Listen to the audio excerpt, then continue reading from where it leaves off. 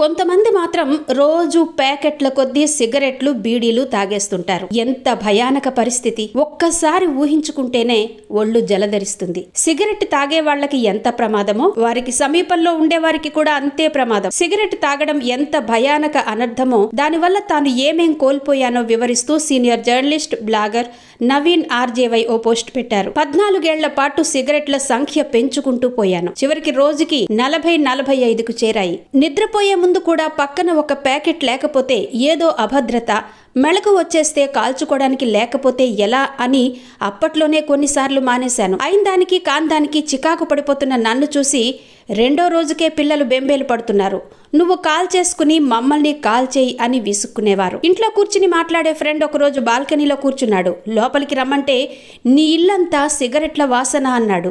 ఎప్పుడో వచ్చే అతనికే అలా ఉంటే ఇంట్లోని పెళ్ళాం పిల్లల పరిస్థితి ఆలోచించి నాపై నాకే చిరాకేసింది.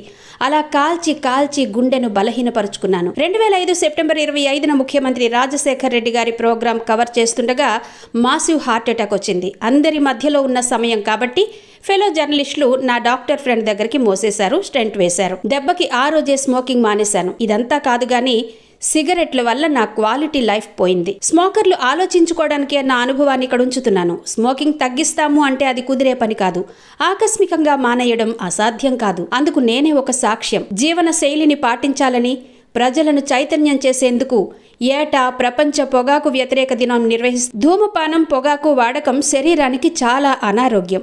ఇది క్యాన్సర్ సహా అనేక వ్యాధులకు దారితీస్తుంది. జర్నలిస్ట్ నవీన్ గారి అనుభవం విన్నాకైనా కాస్త ఆలోచించండి.